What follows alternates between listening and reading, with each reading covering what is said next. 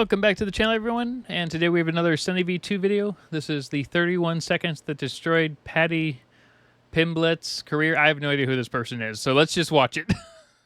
The entire world was supporting Paddy Pimblett, until just 31 seconds of talking revealed he was actually super unlikable. His rapid social media growth subsequently disappeared, while the comments became so brutal he couldn't even handle it. I can't say anything without people jumping on it. The nasty comments get to you. I don't sign into my social media anymore. Everyone quickly decided Paddy wasn't the next big thing, which is all people could talk about during his rise to fame. This article, for example, wrote, "Paddy Pimblett is the next big thing and has the potential to be as big as Conor McGregor, and it's not difficult to see how the media drew this conclusion." Paddy had a similar kind of confidence. This is my destiny. I've got the personality, I've got the look. The new king's here, lad. With comments describing him as a likable mix of humility and arrogance. This was put on full display when he'd make a YouTube channel, gaining hundreds of thousands of views by vlogging, although it was on the topic of food that he garnered the most attention. Paddy's fighting weight was 155 pounds, yet in between matches he'd ballooned to over 200. So you're 200 right now. What do you get to when you fight?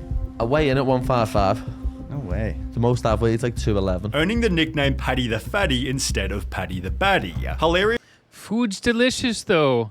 It's how every UFC fighter has a unique personality. Paddy being an undercover fat guy is the funniest. Do you ever miss the six-pack when you blow up between fights? I'd rather be fat and happy than ripped, and like these people who are ripped all year round aren't happy. I'm not arsed. Photos such as this one therefore went extremely viral, which Paddy used to his advantage to attract even more attention. All of I mean, yeah, sure. his most popular content was on gaining or losing weight, which was funny because he'd always end up making weight, not to mention he was also winning his fights easily. Paddy won. Was he using that crazy weird drug that all the stars use in Hollywood, that one that starts with the O and it makes people's like face look weird? His first 3 UFC matches, 2 of which during the first round, with an impressive total career record of 19 wins and only 3 losses. This To be fair, the ability to go between 211, 200 and whatever pounds and back to 155 within a short amount of time is a crazy skill. I don't know what the hell he's doing, though. added to the hype around Paddy becoming champion, although no one seemed to realize he hadn't even fought anyone ranked in the top 15. Paddy Pimblett is a lot of marketing and little skill for MMA. Paddy himself was still an unranked fighter, yet millions believed he'd be the next UFC champ, purely because he'd made a couple of funny videos. Well, Paddy Somehow I don't think they paid too much attention. The people that actually cared about him being a fighter probably didn't really watch his YouTube videos. They probably watched whatever fights he was in, right? I mean, maybe some of the people in the comments mentioned the videos, but are we, like, being honest here? He was given the chance to prove himself when scheduled a fight against Jared Gordon, and having just signed a $1 million Barstool Sports deal. Well, that's all that matters. Once he gets to that $1 million sports deal, he's good. Real sports, man. Best company in the world. It seemed Paddy's public image was better than ever before. However, just 2 days prior to he and Jared's fight, Paddy began to make some critical errors. He uploaded a podcast speaking with Dana White, where it was obvious his arrogance was becoming overbearing. I just create better content than all of you. It's mad. People say, oh, he's getting pushed. Yeah, no, I'm not sure about him creating, well, he probably creates better content than I did, but... It's not, my numbers are just better than yours. This manifested a call out of journalist Ariel Helwani. I hate all these journalists, like Ariel Helwani in particular. Going on a 4-minute rant about him being a terrible person. He's a maggot. He's a lizard. Paddy's rant seemed kind of fun and edgy, until Ariel responded, destroying Paddy in return. Everything that was said was a lie. It's lie after lie after lie after lie. Paddy made the claim that Ariel was fired from every job he had. Every decent job he's had, he's been sacked from. Yet Ariel explained that he hadn't been fired from any. Got sacked from every decent job that I have. Let's talk about the jobs that I've had. Even displaying a tweet by his former boss who wrote, "We had hoped to have Ariel continue in that role and made him an offer to remain with ESPN." Next, Paddy tried to insult Ariel by saying he wasn't a journalist. You're a content creator, Ariel. You're not a journalist. Stop lying. To which Ariel calmly responded, This use of the term content creator, is this supposed to be an insult? I've been trying to create content. I was like, CoffeeZilla's a content creator, and I'm pretty sure he's basically a journalist in most cases. I mean, I guess what's a journalist nowadays? Most of the journalists I've seen on like regular news sites just take all their shit from the internet. And since 2006, if you're going to try to insult me by calling me a content creator, great. That's the worst thing you could say about me? Awesome. Yes, I'm a content creator and pretty damn proud of it. But Paddy's worst attempt at insult was saying Ariel should pay for his interviews. He uses fighters for clicks, uses fighters to make money. Get your dough out, Ariel. Start paying people for these interviews, what you make thousands and thousands and thousands of pounds on. Ariel responded by stating, Does Joe Rogan pay his guests? Did Oprah pay her guests? Did Larry King pay his guests? That's not how this works. Journalists make money. Yeah, we make money. Of course. Isn't that the whole point? spending 1 hour and 15 minutes total dismantling all of Paddy's arguments. Ariel came with all Maybe journalists should pay their guests. I don't know. That might be the only thing. the evidence like a lawyer. Outstanding performance. This is how you absolutely obliterate someone. No smack talk, just facts. Ariel's video gained 29,000 likes and only 900 dislikes, while Paddy's initial call out received a much less favorable ratio, as well as comments such as, lost all respect for Paddy, throwing Ariel under the bus just to get brownie points from Dana. I mean, to be fair, the internet's fickle at best. Paddy crying that Ariel makes money off fighters while sitting across from Dana was the most hilarious thing. Who would have thought Paddy's biggest knockout loss would come at the hands of Ariel Helwani, weakening Paddy's image before his biggest fight so far. Paddy waltzed into the match as confident as ever, with the audience expecting he'd beat Jared Gordon easily, although this isn't what would happen. Paddy spent the entire fight eating punch after punch from Jared, and by the end it seemed obvious that Jared Gordon had won. Out of 24 scores by the media, 23 called Jared the winner, and in a Twitter poll asking the public who'd won, 80% believed it was Jared.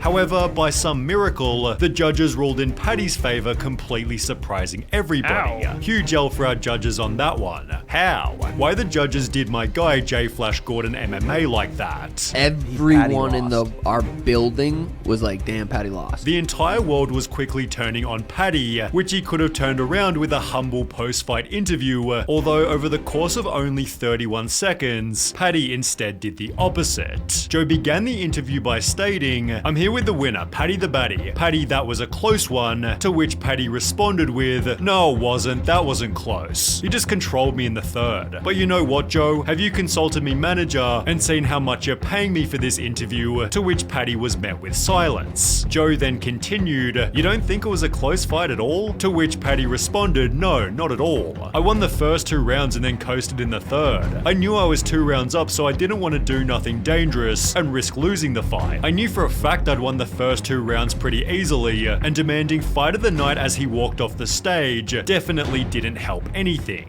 I can't believe Paddy wanted fight of the night. He already got gift of the night. What an arrogant guy to say it wasn't close after he just got gifted the decision. This was honestly in the top 5 worst robberies I've seen, and his arrogant attitude after it is just making him look like a player.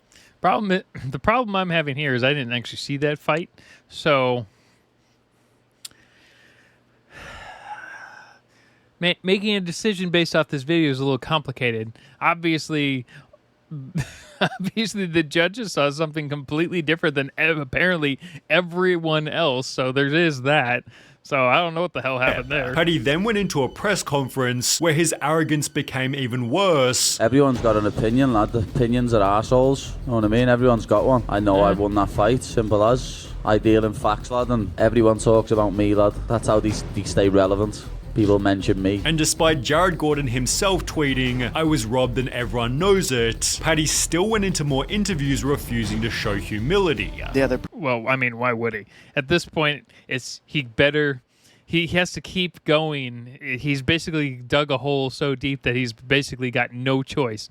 He either keeps it up like this or, he screws himself over even further. He doesn't have a choice at this point. Person one. You don't see that at all from any others. No. The other problem was that people had realized Paddy wasn't as skilled as they thought. There was a real belief after that fight, okay, Paddy's not as good as we thought he was. Now sure, he could easily knock me out in under 3 seconds, but talks of him being champion were still a couple of years too early. Paddy looked like a journeyman. He's clearly not ready for the top 15. I could care less if I ever see him in a fight again, and apparently neither did the rest of Paddy's fans, as he began to lose thousands of followers per month. Additionally, people uploaded videos such as Paddy the Baddie getting rocked by unranked fighters. I mean, he still has that $1 million contract, right? Even if he gets basically canceled out of the contract, they still basically have to pay him out in most cases. And So- Paddy Pimblett all losses in MMA, conveniently just days after Paddy ruined his image. Paddy then began to realize he'd made a massive mistake. The amount of times I've been told I lost that fight, the last year has been quite hard, to be honest, lad. The amount of people that have just been giving me hell on socials and online and stuff like that, know what I mean? I was the low-hanging fruit that it was easy to jump on the hate bandwagon at the time, so everyone did it. And all of a sudden, this statement I'm always going to have this media and this big bubble around me whenever I turn up to fight. was looking a lot less likely. He believed that his next fight could fix all his problems, When I beat Tony Ferguson, lad, everyone will jump back on the bandwagon. although this didn't really happen. You see, Paddy was scheduled to fight Tony Ferguson, who'd lost all 6 of his previous matches. Paddy therefore recognized that there wasn't much glory in beating him, When I win, people are going to be like, oh, he was on a 6-fight losing streak anyway, he's finished anyway. although ending the fight with a win was definitely better than losing. This Does he lose? time, Paddy gave a much more humble post-fight interview, He's one of the toughest men out there. Hats off to him, he's an absolute legend. leading to comments such as officially off the Paddy hate train. Couldn't help to notice how determined he was, and humility goes a long way. Now welcome to the UFC, Paddy. He'd therefore gained back 3 Yeah, I mean, let's face it. I mean, social media followers are fickle as hell. You will lose 10 followers, or in my case, it's 10 followers at a time. You'll lose 100,000 followers, and you'll gain 100,000 followers a few weeks later.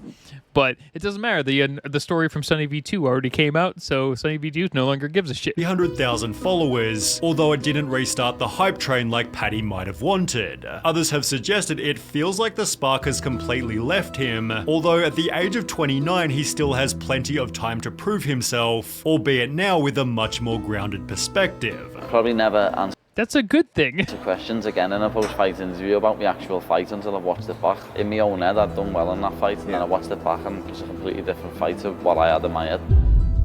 Yeah, so far this is one where one of the people from an essay video seems to have actually come back after a little bit and been like, yeah, okay, I was a bit of a dick. My bad. I don't know. I guess we'll have to see. Unfortunately, I didn't see that fight or the other one. So this one makes it a little harder for me to judge in any sort of way. But this was actually, for me, a very good SunnyV2 video because it kind of gave like an opening to where he could actually recover himself. Yeah, he might have been a bit of an idiot online, but so what? We all are.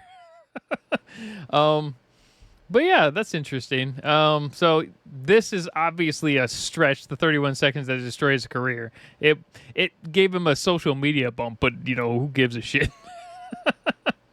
Anyway, have a good day, everyone.